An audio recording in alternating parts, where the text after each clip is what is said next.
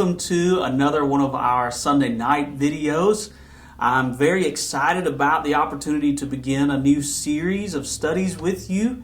I want to begin tonight with a quote from one of my favorite movies, Field of Dreams, when James Earl Jones says, "The one constant through all the years has been baseball," right?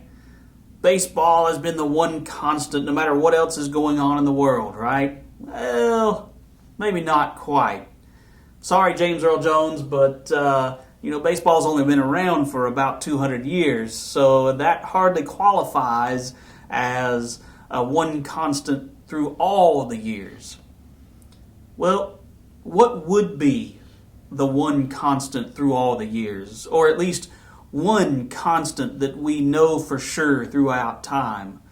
What is something that could be counted on day after day, year after year, lifetime after lifetime? Well, ironically, one of the things that can absolutely be certain to be constant in our lives is change. One thing that stays the same is that nothing stays the same. Seasons change, people change, governments change, and some of those changes in our lives are good things. When you get that promotion at work, it's exciting. When your team that you're rooting for in the Super Bowl wins the Super Bowl, that's great. If you're a Buccaneers fan, I'm sure you're enjoying life right now. Or when that child is born, that's a great change in life. But not all changes are encouraging, are they? Sometimes it's discouraging and disheartening. Sometimes we lose our loved ones. Sometimes we lose that job. Sometimes good friends have to move away and we don't really see them much anymore. But whether the change in our lives is good or bad, life does continue to roll on. We can't stop time. We can't create more time in order to avoid those inevitable changes. Like an army of steamrollers, as James Earl Jones put it, time continues to march on by. So the question then for us becomes, how am I going to deal with those changes? How am I going to respond to this new season of life? I think one of the perfect examples for all of us is the COVID situation in our lives right now. I doubt very many, if any of us, expected our lives to be changed as much as they were because of the pandemic. So much has changed in a short period of time. Think about the fact that we've had to make changes to worship. We've had to make changes to sporting events and to funerals and to weddings and on the list goes. But in the midst of this change, we have a choice that we have to make. We can either gripe and complain and long for the good old days when we thought everything was just fine the way it was, or we can make the most of our circumstances. Right now, I'm sitting in a building that is about 50 years old. And the room that I'm sitting in was originally supposed to be a classroom. And then after that, it became an office. And now we are renovating this room, or a fancy word for changing this room, to be used for recording videos like this one, and hopefully a whole lot of other types of videos that we plan to make here at Southside. And just a few years ago, churches and ministers were not usually thinking about what it was going to take to create and film and edit videos. Live streams were really just for those churches that were really wealthy or really, really big. I certainly had no idea that I was going to have to learn so much about video production. But here we are. And I think that this is one of those things that we can file under a positive outcome of the pandemic. Because now, more than ever, a lot of churches and ministers are thinking about new and creative ways to get the gospel message out to the rest of the world, to share Jesus in ways that we really never thought about before. And we're making videos like this one, and those are becoming more commonplace and more the norm rather than the exception. Well, I want us, with this in mind, to open our Bibles to Ecclesiastes chapter 3.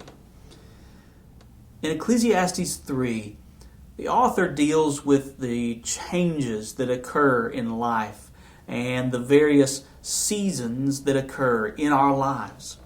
He starts with verse 1 by saying this: "For everything there is a season, and a time for every matter under heaven." And then he proceeds to point out just how much variety there is in life. There is a time for birth and a time for death, a time for reaping and a time for sowing, a time for peace and a time for war, a time for laughing and a time for crying, and on it goes. But the point is that life is constantly moving forward. It is constantly going to change. But the author of Ecclesiastes doesn't just give us this as something to ponder. This is not just a conceptual point that he's trying to make here. Because in verse 11, you'll see that he says that God has made everything beautiful in its time. So while life has a variety of stages, a variety of seasons, God has made each of those seasons beautiful in their own way. And then listen to verse 12 really closely.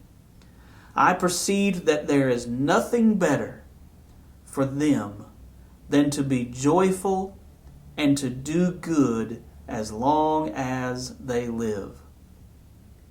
You see, the author of Ecclesiastes wants us to recognize that the seasons of life are going to continue to change, but also in the midst of that change, there is going to be a continued expectation.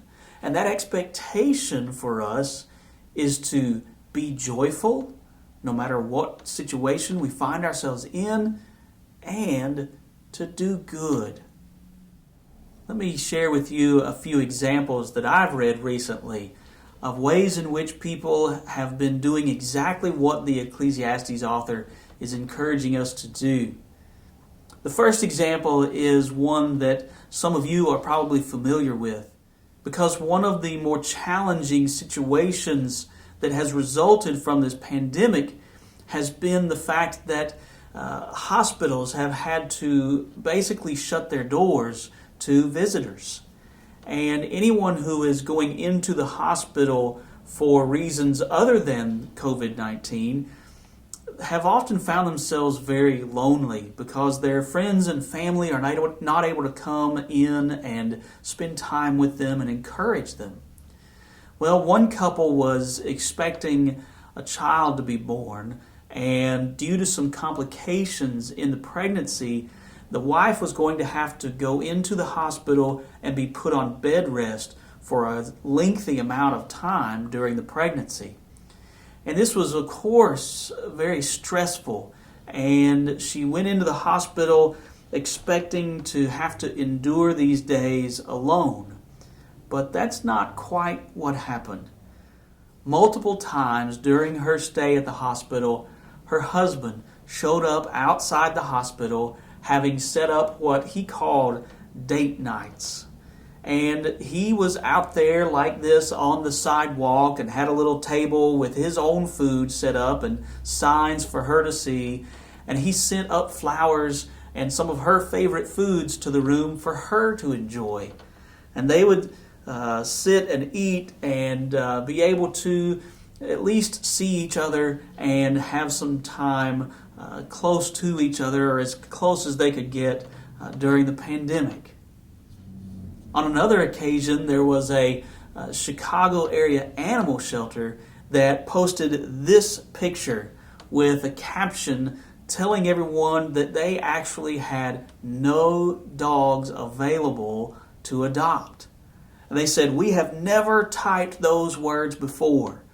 And they expressed their gratitude to so many people who went out of their way to help find homes for all the dogs in the animal shelter, and these dogs that could have very easily been forgotten about during a pandemic.